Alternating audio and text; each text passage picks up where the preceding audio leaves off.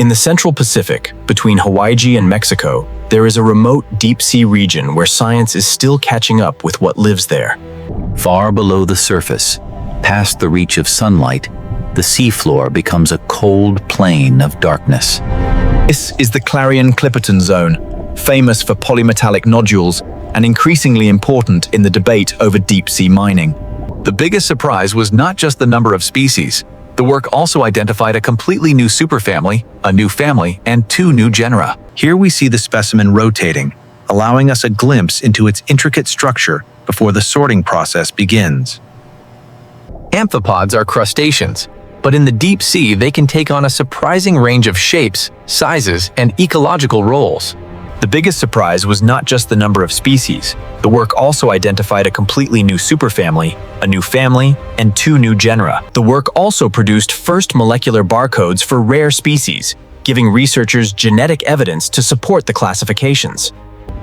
Some of these findings extend known depth ranges as well, setting deepest known records for multiple genera. That matters because the Clarion-Clipperton Zone is not only a mining frontier, it is also a habitat where much of the biodiversity is still poorly known. What makes this study impressive is not just the headline number. The new species are spread across 10 different amphipod families. At a glance, amphipods can look similar. Up close, the differences in body plan are exactly what let scientists tell one lineage from another. One of the biggest surprises was not just another species, but a form distinct enough to help define a completely new superfamily. That matters because the Clarion-Clipperton Zone can look almost empty from a distance, even when it is not. In taxonomy, a superfamily sits above a family. Finding a new one means the difference was large enough to reshape part of the classification map. The same body of work also described a new family and 2 new genera, which is unusually rich taxonomic territory for a single regional study. This is why taxonomy matters. It turns small anatomical differences into hard evidence about how life is organized. For some rare species, the study also produced their first molecular barcodes, adding genetic support where morphology alone can be difficult. Deepest known records for multiple genera suggest that even the limits of where these animals can live are still being revised. And even with 24 new species described, researchers say more than 90% of species in the Clarion-Clipperton Zone are still unnamed. In the Clarion-Clipperton Zone, even the nodules themselves are part of the habitat story. For small crustaceans like amphipods, the abyssal seafloor is not empty space. It is a landscape. Describing new species is slow work. It depends on patient comparison, not on one dramatic reveal.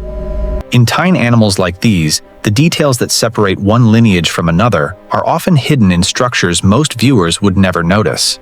And that scale matters. Every new classification from this depth is being built in one of the most remote biological frontiers on Earth. Most people never think about superfamilies. But in biological classification, a new one marks a very large difference. Some of the newly described forms fit within known patterns.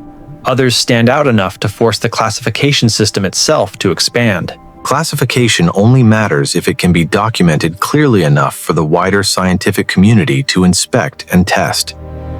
In other words, this is not the end of the story. It is a reminder of how much of the deep Pacific still has no name. By this stage, the task is no longer just to sort species. It is to decide how much difference is enough to justify something higher. A new species is one thing. A new genus or family is a larger shift. A new superfamily is rarer still. What makes the discovery important is not drama. It is the fact that the anatomy itself was different enough to redraw part of the taxonomic map. Taxonomy is not paperwork detached from life. It is how scientists describe real biological diversity in a place where almost everything is still poorly known.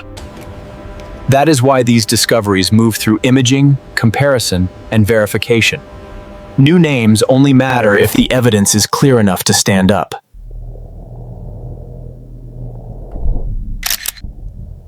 Genetic barcoding helps, because some deep-sea species are rare, delicate, and difficult to compare on morphology alone. This is part of why deep ocean biology remains unfinished.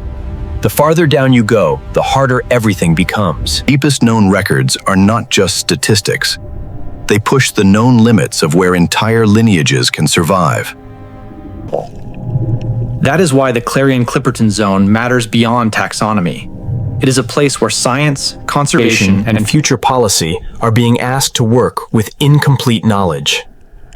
And that may be the biggest takeaway of all. Every new description from the deep Pacific makes the unknown look even larger. That is why taxonomy becomes policy relevant in a place like the Clarion-Clipperton Zone. Names are part of the evidence needed to understand what could be affected. And even now, the named species are only the visible edge of a much larger unknown. Even a bench full of specimens like this does not mean the ecosystem is fully known. It means the work has only begun to catch up. That uncertainty is not a side detail. It is part of the central story of the Clarion-Clipperton Zone. For animals, this small, vast habitat and limited sampling create the perfect conditions for science to remain behind reality. That is why discoveries like this matter before policy catches up. The less we know, the easier it is to underestimate what is there. Good taxonomy moves more slowly than hype. It does not guess what it has found. It proves what it can, and names only what the evidence supports. And in the end, all of this, taxonomy, barcoding, conservation, policy, begins with animals small enough to disappear into a grainy patch of seafloor. The deep sea does not hide its biodiversity through drama. It hides it through distance, darkness, scale, and difficulty. The Clarion-Clipperton Zone is not just a remote stretch of seabed. It is a living frontier where science is still learning how much of life has yet to be named. more than 90% of species in this region are still unnamed. That means every new discovery here sits inside a much larger unknown. A bench like this can look like completion. In reality, it is evidence of how much work remains. The deep sea does not need giant monsters to be extraordinary. Real life, seen closely enough, is already stranger than most people imagine. And because this region is tied to future mining interest, every improvement in basic biodiversity knowledge carries consequences beyond the lab. The deeper lesson is not just that scientists found 24 new species. It is that even now, the deep Pacific remains one of Earth's least finished biological maps.